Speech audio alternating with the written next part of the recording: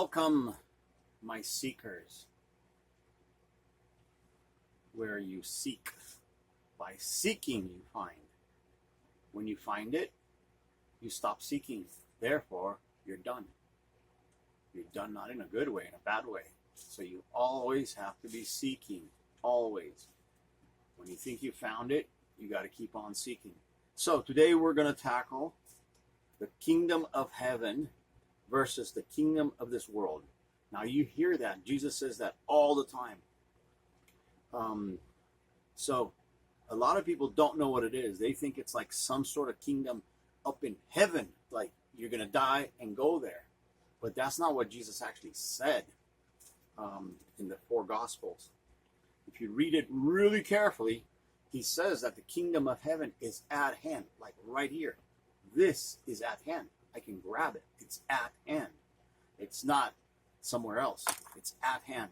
You can grab it right now, the kingdom of heaven. Well, what is it? Okay. Well, there's two different kingdoms here. So you have a perception of a timeline. You believe that there is a in the beginning, then there's now, and then there's a future, and then there's like at the end of the world, and there's going to be like a new heaven and new earth. But it is not that way. What happens is you have layers. You just have a perception of time, but you're actually living outside of time also.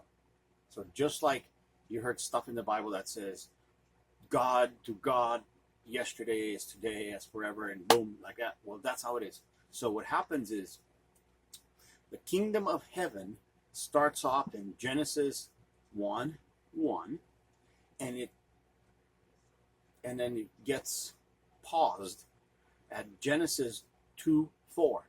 That's where the Garden of Eden starts.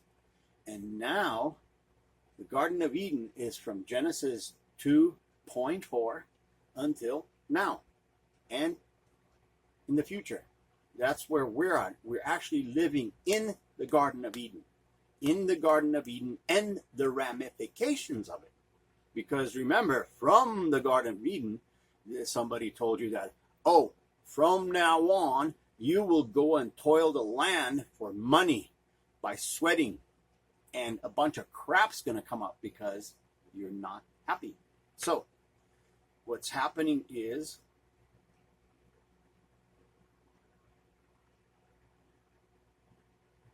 you actually were never kicked out of the. Okay, so so what you have is you have Garden of Earth starts off the pre-Garden of Eden. So you have the Garden of Earth that's there right now.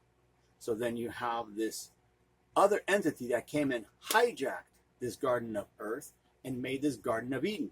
So now they took you out of the Garden of Earth and put you in the Garden of Eden and did everything that you see now. But the Garden of Earth is still there. Like right now, you can just give up your life, move to a jungle, remote from the whole world, what you know, all your telephones.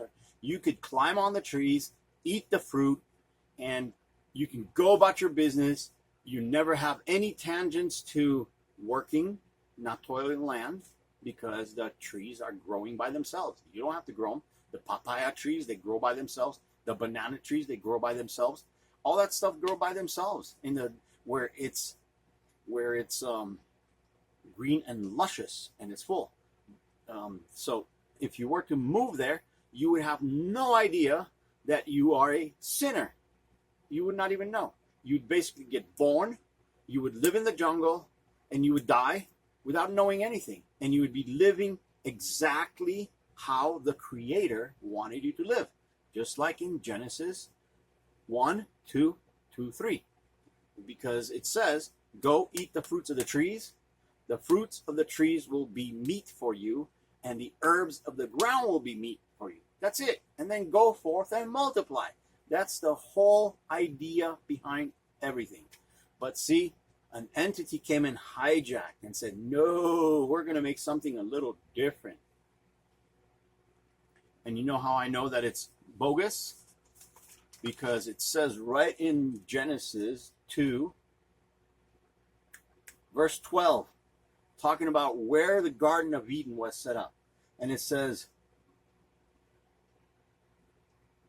okay, so it was put in and then the river went out of Eden, and there was a part and became four heads. The name of the first is Pison, and then Havilah, and then there's where there is gold, and the gold of that land is good. You see? The gold is good because why? Because it has value to somebody. And that's what it's all about. It's all about value. Value. That's the hijacking. The hijacking is the value. Because if you read Jesus, he says, my Father gives rain to the wicked and the righteous. No value. Just freely gives. Just freely gives. Yes. Freely gives. And he says it in other places too. So the whole thing about value and working, it comes not from the Creator. That comes from somebody who wants to enslave you. The Creator said, go eat for free. Go eat the fruits of the trees for free. You don't have to work for them. But somebody came and said, oh, we need some gold. So we need somebody to dig for this gold, you see. Just like the Anunnaki story. You had some people coming down. They were not people. And what did they do? They enslaved the humans and made them dig for gold. That's the reason the Garden of Eden is placed in a land that the gold was good. So you see, now Jesus showed you how. He said, look at the sparrow. Look at the sparrow. Examine. He said, why do you work? Why do you do all this crap that you do? Look at the sparrow. Does the sparrow go work? No. It just goes, finds food, moves about, boom, boom, boom, lives its life. That's it. That's what you're supposed to be doing. That's what Jesus told you to do. But you refuse. But you refuse because you love this world, the hijacked world. You love it. You love all the riches that it gives you. The cars, the telephones, the houses. You love all that. Yeah. Like I have a friend who's a pastor. No, he's not a pastor. He's a preacher. And he told me with his own mouth. Because I said, hey, why don't you do this? And he said, I don't want to live a life of poverty with nothing. I want to be able to go see Cirque du Soleil, which is very expensive. I want to be able to go to jazz concerts, which cost a lot of money. I want to be able to take cruises across the world. They cost a lot of money. So it's exactly when Jesus, when met in the wilderness with, excuse me, about to sneeze here. When he met,